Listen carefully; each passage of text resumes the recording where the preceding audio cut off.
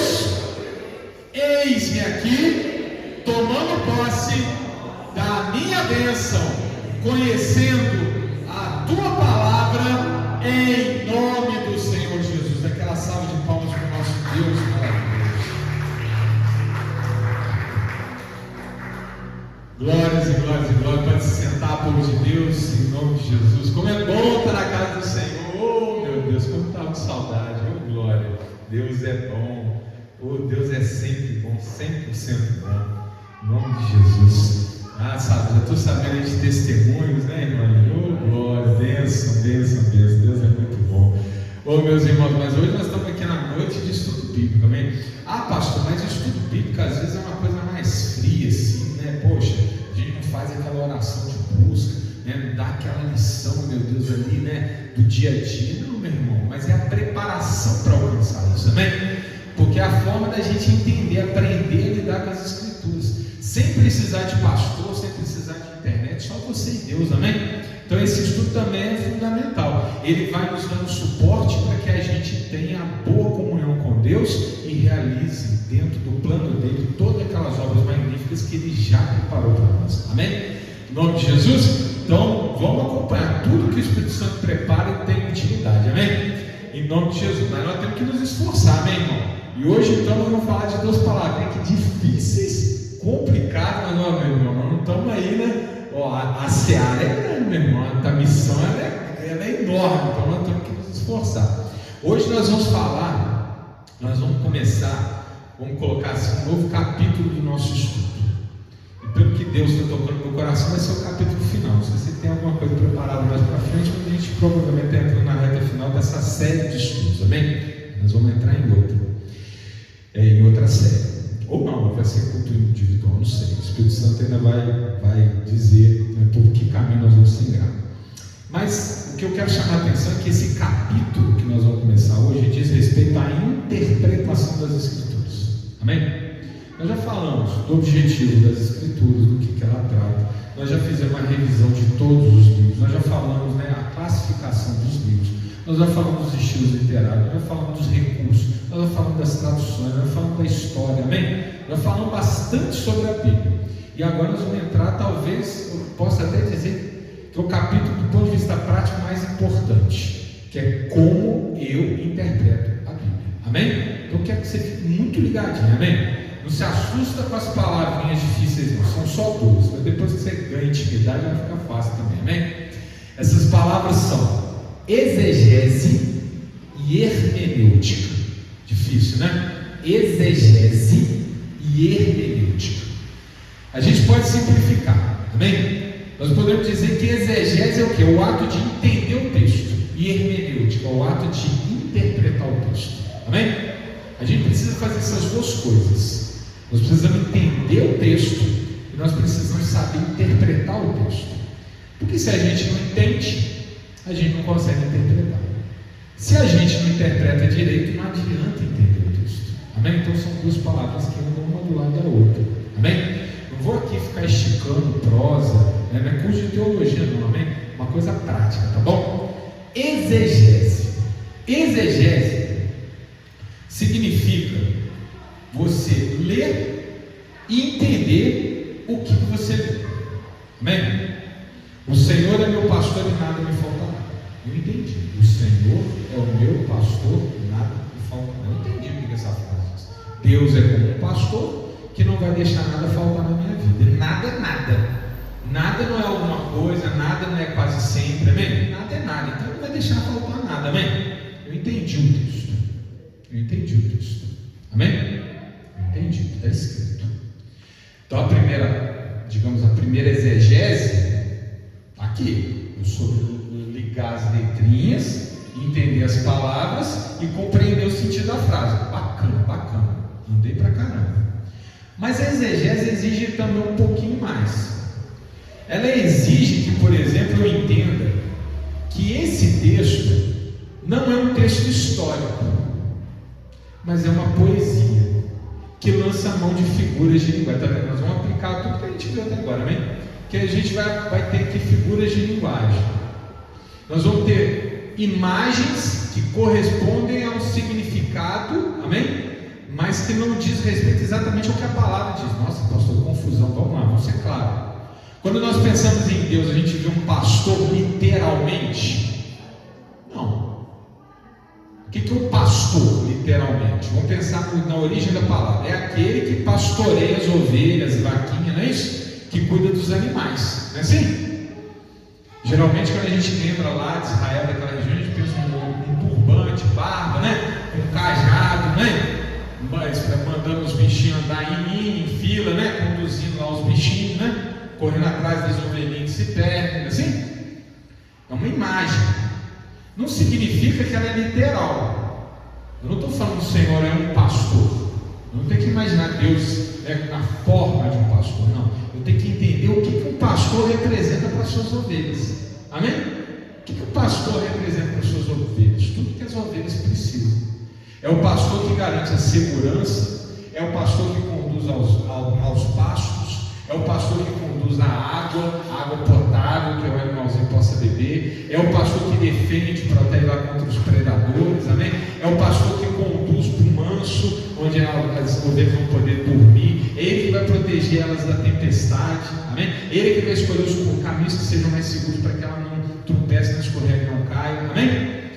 Então, quando eu falo, o Senhor é o meu pastor e nada me faltará, é para a partir da imagem do pastor eu entender como que Deus atua na nossa vida, amém? Tá certo? Quando nós entendemos desse jeito, nós fizemos um trabalho de exegese, amém? Eu liguei as palavrinhas, eu liguei a frase, entendi o sentido e fui além do significado da própria palavra, fui mais fundo. O que eu quero saber é o que o texto quer me dizer, amém? Então, por isso, toda vez que a gente pratica a exegese, agora, parte prática, hein, é muito importante nós sabermos qual é o livro que aquele trecho está, em qual livro que aquele trecho está. É importante saber se o livro é assinado, quem é o autor. É importante saber que aquele texto foi traduzido. Que, portanto, às vezes eu posso usar outras traduções, olha a aplicação, outras traduções para me ajudar a entender o que aquele texto quer me dizer, amém? Eu tenho que saber o estilo literário desse livro, amém? Então eu tenho que pegar todas essas informações para eu poder compreender exatamente o que o autor quer me transmitir. O autor, em última instância, a gente sabe que é o Espírito Santo, né? Mas que também tem aqui no meio do caminho um homem que escreveu poesia, um homem que escreveu um texto histórico, um homem que escreveu uma carta. E quando eu leio uma poesia, eu não posso ler igual eu leio uma carta. Quando eu leio uma carta, eu não posso ler como eu leio uma narrativa histórica. Amém? São coisas diferentes. Eu tenho que ler conforme o propósito daquele texto no seu contexto. Amém? Quando nós fazemos isso, nós praticamos a exegese. Amém? Então, um exemplo, pegamos um salmo, sabemos que o livro dos Salmos é um conjunto de poesias, não é isso? Orações, poesias, cânticos, né? Bom, já sei que o Senhor é meu pastor, é um salmo, então eu já não vou ler como um livro histórico, amém? Porque se fosse um livro histórico que falasse, Deus é um pastor, então Deus é um pastor. Mas se é uma poesia que diz, o Senhor é o meu pastor, aí eu já sei que ali é o quê? É o quê? É um sobrevoo, né? Ali também há uma preocupação com a beleza do texto, né? Então eu entendo que ali há uma certa, vamos dizer, uma liberdade estilística maior, né? Uma liberdade para escrever maior do que o texto histórico. Texto histórico é história. Fulano saiu de Betsaida e foi para Jerusalém. É Betsaida e Jerusalém, não tem o que inventar, amém? Betsaida, Jerusalém, não tem o que inventar. História, está relatando um fato. Agora, quando a gente lê uma poesia, aí eu já tenho que entender qual ele tem outras preocupações do que aquele que está fazendo um relato histórico. Amém? Tá claro? Daqui a pouquinho nós vamos exercitar, tá bom? Nós vamos aplicar duas passagens, uma para a gente vai fazer aqui uma exegese junto e depois nós vamos fazer um exercício de hermenêutica. Bom, então em síntese, exegese é o ato de ler e compreender o texto. Amém? Hermenêutica exige um pouquinho mais. A hermenêutica é o ato de interpretar o texto. É como, aqui me perdoe, que uma fuga, não estou sendo aqui muito fiel à ideia, não, mas só para entender, tá bom? É como se a hermenêutica fosse trazer o texto do contexto em que ele foi escrito para a minha vida. Amém? Para o meu contexto. Aí eu esqueço que foi Paulo que escreveu há 2000 anos atrás, e eu me preocupo o que aquele texto vai representar na minha vida. Amém? Na minha fé, na minha relação com os meus familiares, na minha relação com a igreja, no ministério. Eu pego aquele e trago para mim. Eu estou falando para mim, para você, amém? Todos nós a gente pega ele para nós, amém? Então é a hora que nós nos apropriamos do texto. O Senhor é meu pastor e nada me faltará. Eu estou lendo essa passagem em que contexto?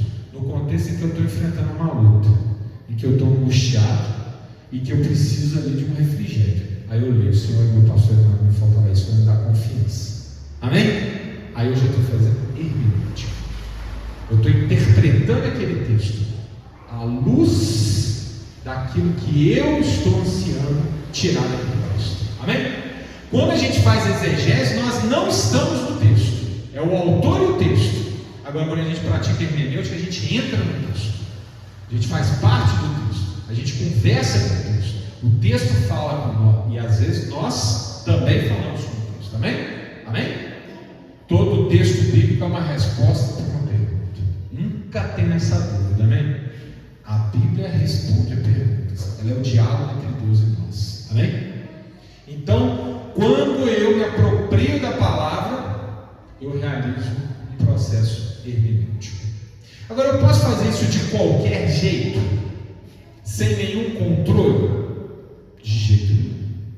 De jeito nenhum. Porque senão eu vou ver Davi tendo várias esposas e interpretar que eu posso ter várias esposas. Não pode ser de qualquer jeito, amém? A hermenêutica me exige que aquela conversa que você vai ter com o texto tenha coerência com a palavra como um todo, amém? Por isso que nós não podemos tirar um versículo descontextualizado e falar: esse versículo aqui para mim basta. Não, você tem que entender que a Bíblia está imersa em propósitos, né? Tem objetivos muito claros. Deus quer nos salvar através da Bíblia. Então nós temos que saber que na hora que a gente conversa com a Bíblia, nós temos que ter algumas ferramentas para entender como que eu dialogo com esse texto. Está ficando claro, meus irmãos ou não?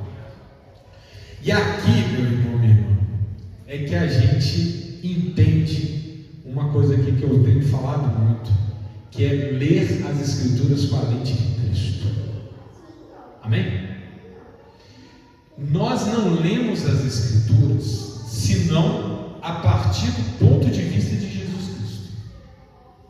Se nós fizermos o exercício de hermenêutica assumindo o ponto de vista de Jesus Cristo, meu irmão, minha irmã, eu vou te garantir aqui agora, olha que eu estou no lugar santo, você nunca vai errar. Nunca vai errar a sua interpretação. Amém? Você vai ver lá, Davi tinha várias mulheres, mas você vai ver Jesus falando sobre o casamento. Então você vai ver o que Davi fez não é referência, que é referência ao que Jesus fala. Amém? Nesse ponto Davi está errado.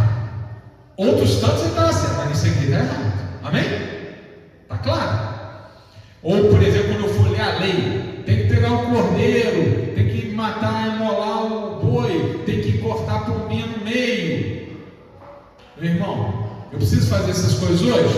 Se eu olho para Jesus dizendo que Ele é o verdadeiro sacrifício, esses outros sacrifícios eles estão concluídos. Não é isso? Eu tenho que seguir a lei.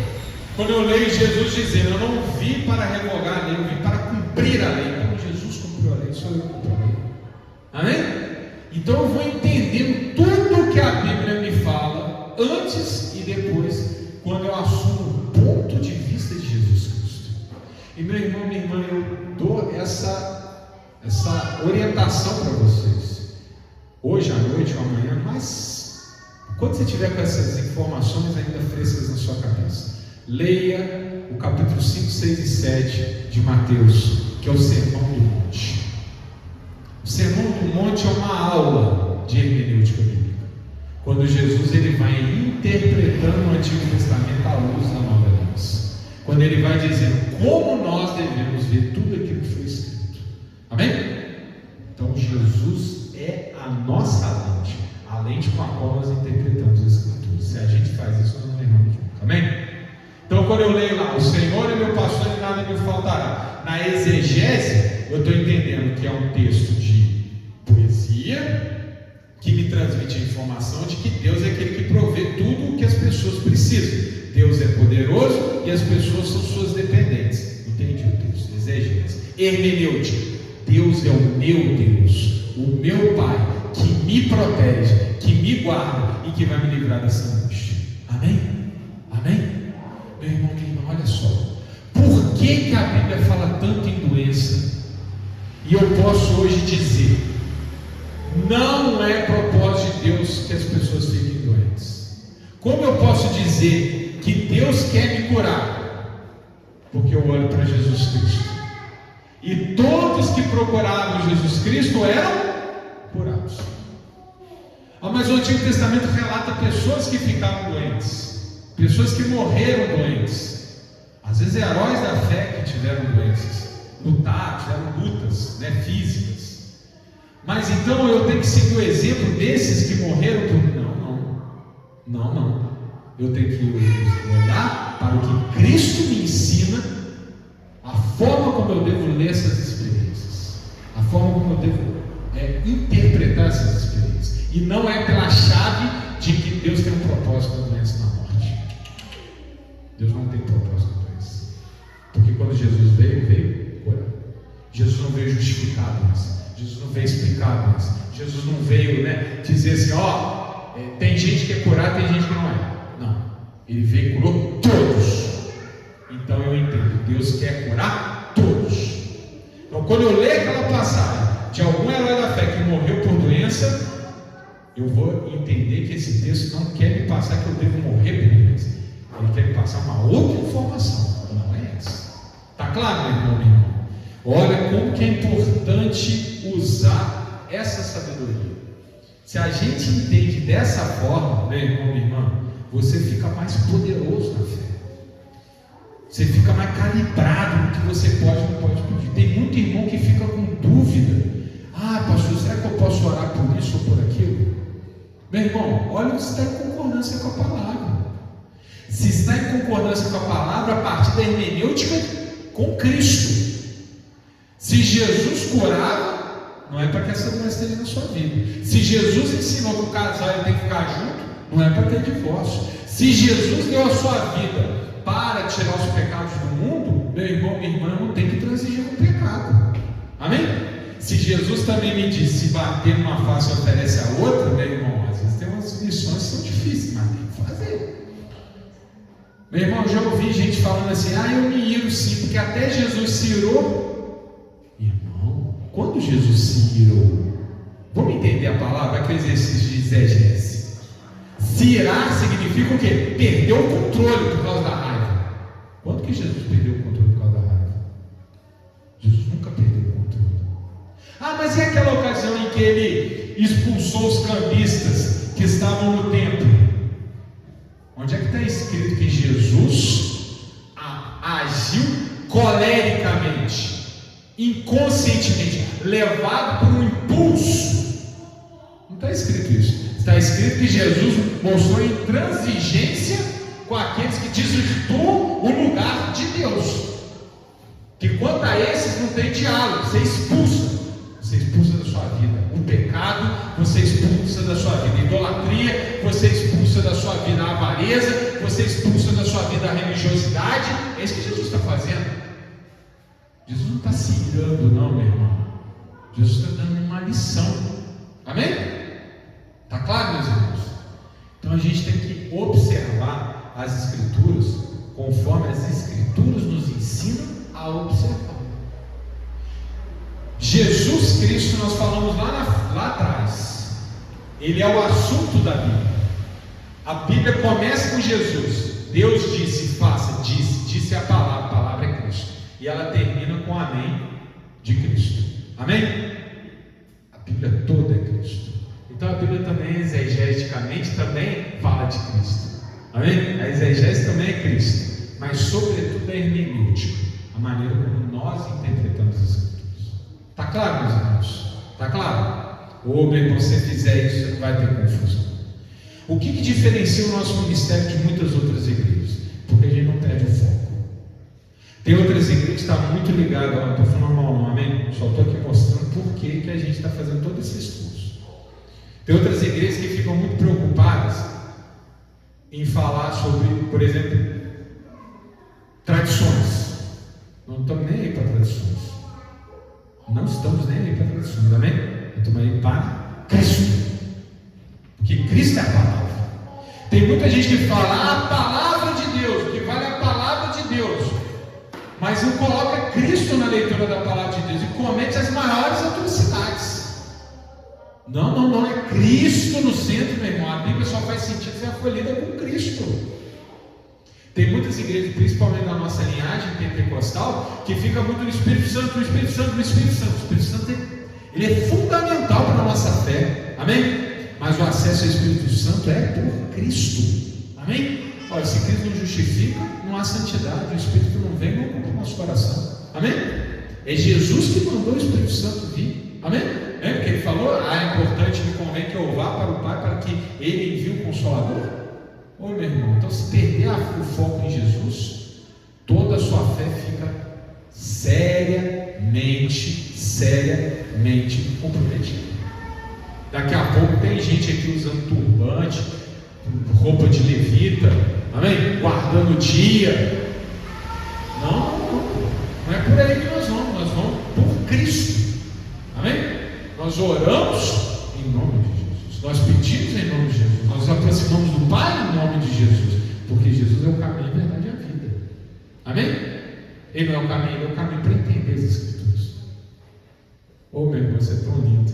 Jesus é a Escritura e através de Jesus nós entendemos as Escrituras, porque as Escrituras são Cristo. Cristo é a palavra, é o verbo, amém? Então a nossa hermenêutica é Cristo. Tem dúvida? Pense, como Cristo leria essa passagem? Como Cristo me ensinaria essa lição? Como Cristo interpreta isso aqui? Meu irmão, você nunca vai errar, amém? Glória a Deus. Então vamos fazer um exercício aqui, um exercício de exegese, depois eu vou fazer um exercício de hermenêutica. Por favor, abra Romanos 12, 20.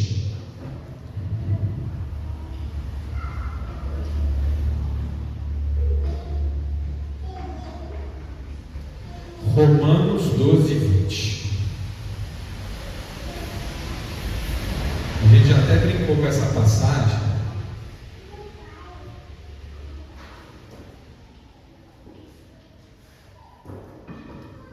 Agora eu quero que você se ambientalize, assim, você está em casa, na sua escrivaninha, tá? E deitar na sua cama lendo a Bíblia, amém? Aí você lê essa passagem aqui. Não vai ficar tão não vai ter pegadinha, porque a gente já conhece, amém? Mas vamos lá, vamos fazer esse exercício. Romanos 12, 20, estão comigo?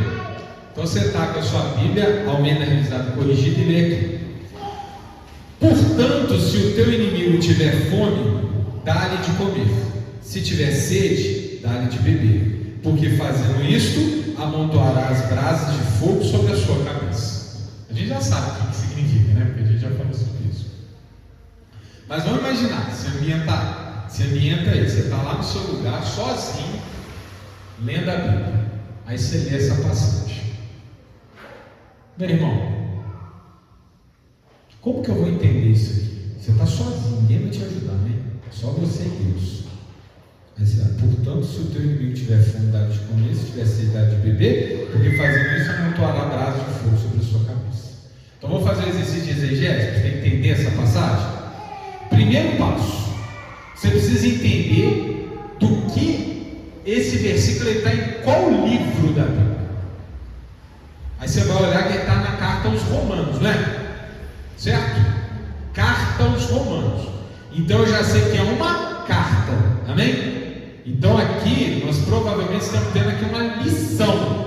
Não tem uma profecia, não tem um relato histórico, amém? Pode até relatar a história, mas não é o propósito. O propósito aqui é ensinar, amém? É doutrina, propósito dessa passagem aqui é ensinar. Quem escreveu foi o apóstolo Paulo, foi no grego koiné, que está traduzido aqui para o português para mim. Então, quando Paulo escreveu, ele escreveu usando o estilo do seu tempo.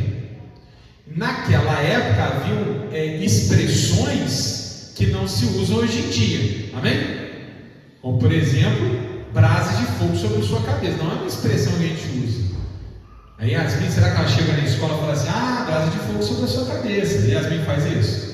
Você faz isso, Yasmin? Não, né? A gente não usa isso, né? É uma expressão que é comum a nós, é comum a Paulo, na época dele. Então cabe a mim entender o que ele quer dizer com isso aí. Então eu preciso meio que me remontar à época dele, para entender na época dele qual era o significado dessa expressão. Está vendo a exegese? Eu estou tentando entender o texto, o que o texto está me falando. Eu não estou interpretando, eu só estou entendendo o que o texto está dizendo. Qual é o terceiro passo que a gente pode dar? Primeiro eu vi qual é a carta, o contexto, o estilo, amém? Já vi aqui que é uma expressão que não é um uso cotidiano, é um uso do passado. Agora, como é que eu posso entender o que isso significa? Tem duas formas, uma mais difícil e outra mais fácil. A mais difícil, você pode ter um léxico. Nossa, pastor, léxico é o nome que você dá. Léxico é um tipo um dicionário, amém? Que não fica só nas palavras, ele também usa as expressões. Quem estuda a Bíblia aí, é bacana ter um léxico. Você acha na internet, você tem até site que você encontra léxico. Você vai lá e pega o léxico. O que significa brasa de fogo sobre sua cabeça na época de Paulo? Amém? Léxico do grego do Novo Testamento. Aí já vai ter a resposta, significa isso. Essa é a forma mais difícil, porque nem todo mundo tem léxico. Qual é a forma mais fácil? A aplicação que a gente já viu. Pega outras versões da Bíblia. Amém? Essa aqui não é uma versão linear, que é de tradução palavra a palavra. Pega uma versão que é de paráfrase. E aí, por exemplo, a gente pega lá da NTLH, como é que está escrito a mesma passagem? Se o seu inimigo estiver com fome, dê comida a ele. Se estiver com sede, dê água. Porque assim você o fará queimar de remorso e vergonha. Aí matou a charada. A paráfrase está me dizendo o que é brasa de fogo sobre sua cabeça: queimar de remorso e vergonha. Amém? Olha que bacana. Agora eu já entendi a frase. Mas por que está falando do inimigo? Último passo: lê o capítulo todo. E aí você vai entender que Paulo, nesse capítulo 12, ele está ensinando o efeito da fé na vida das pessoas e dando lição como que nós devemos proceder. Na prática, Paulo está dizendo assim: quando nós recebemos Deus, nós mudamos a nossa forma de lidar com Deus, nós mudamos a nossa forma de lidar com nós mesmos, mudamos a forma de lidar com os mais próximos, lidamos diferente com as outras pessoas e até com os inimigos. Como é que eu mudo a minha forma de lidar com os inimigos? Sendo bom com os meus inimigos. E se eu for bom com os meus inimigos, ainda que o meu inimigo continue sendo meu inimigo, pelo menos uma coisa eu já vou conseguir: vou envergonhar. Olha que bacana. Entendeu? E meu irmão, agora vamos passar para o campo da hermenêutica. O que esse texto fala para mim? Ele fala que quando alguém me afrontar, eu devo o quê? Perdoar e tratar bem. Se alguém faz cara feia para mim, eu rio para a pessoa. Se a pessoa fala mal de mim, eu falo bem da pessoa. Se a pessoa ela quer me prejudicar, eu não prejudico a pessoa. E se eu puder, eu até ajudo. Amém? A hermenêutica. Aí você traz isso para a tua vida. A hermenêutica que a gente fez está afim ou contrário ao que Cristo ensinou? Está afim, não está? Cristo não falou: se bater uma face, oferecer esse pedido a tudo que dá também a capa? Está afim, não está? Eu não entendi direitinho o que a palavra falou para mim. Amém? Agora eu tenho que praticar. Agora eu tenho que aplicar. Amém? Eu entendi o texto da exegese. Eu interpretei o texto, trouxe para a minha vida hermenêutica. Comparei com Jesus. Faz sentido? Faz.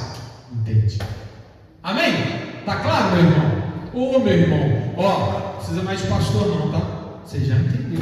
Amém? Para essa parte, pastor aqui, não. Agora o pastor só vai para a profecia, amém? Não é mais para te ajudar a entender a Bíblia, não. Que Bíblia agora você vai entender sozinho. Tá bom? Vamos agora fazer um segundo exercício. Agora mais focar na hermenêutica, tá bom? Segundo exercício. Pega aí para mim, por favor, Filipenses 4,13. Filipenses 4,13.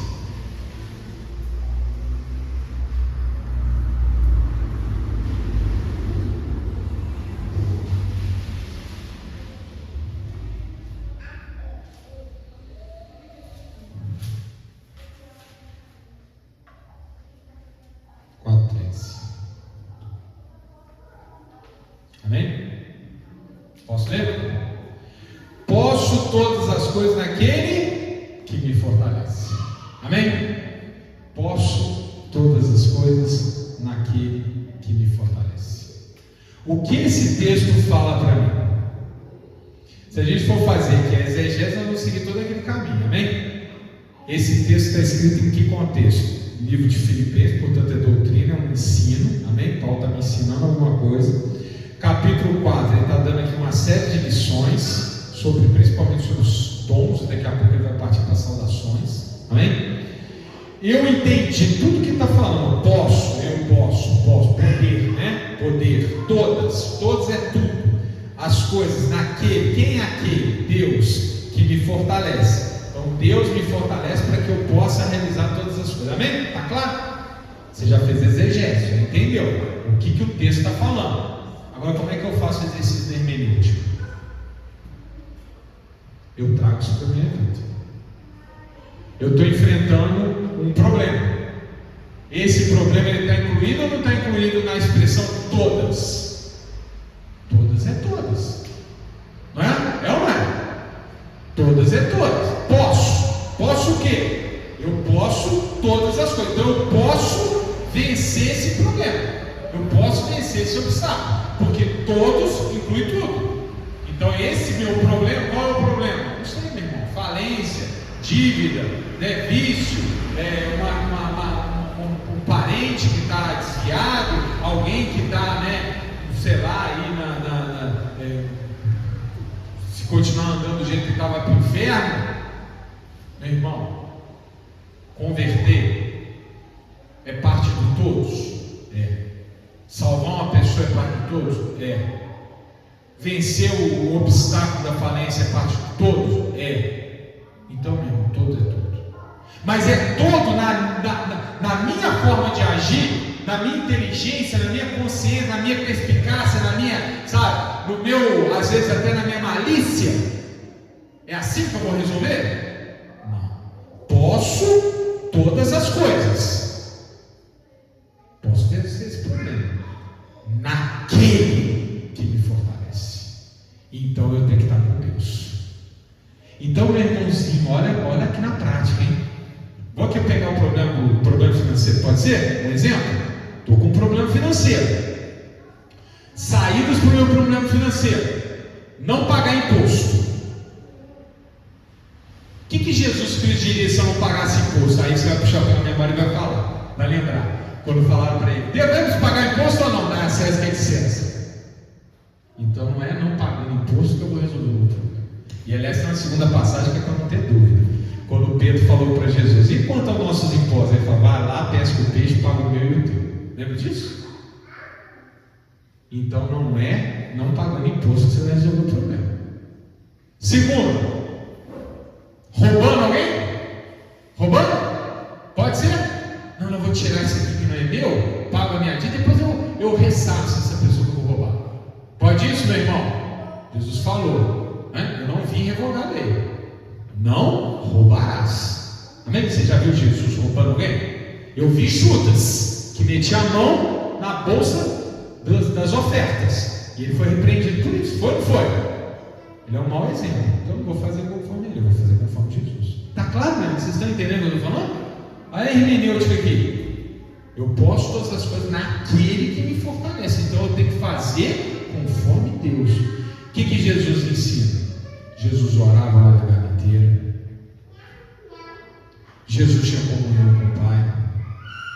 Jesus não tinha apego, afeição aos bens materiais. Aí começam as pistas.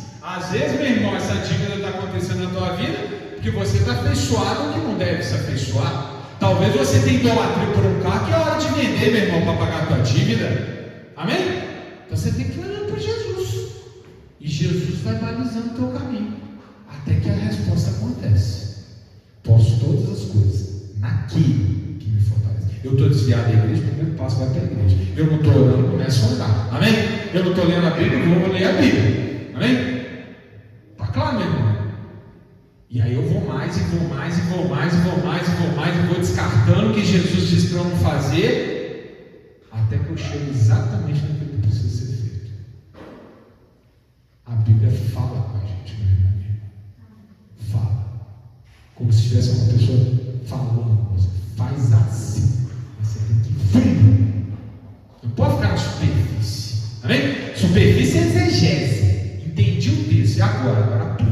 Hermenêutico. Vai fundo. Traz para a tua vida. Deus vai te honrar. Amém? Amém? Glória a Deus. Espero que esse exercício, né, ajude você, em nome de Jesus. E qualquer dúvida na prática, o pastor está aí, em nome de Jesus. Aquela salva de palmas para o nosso Deus.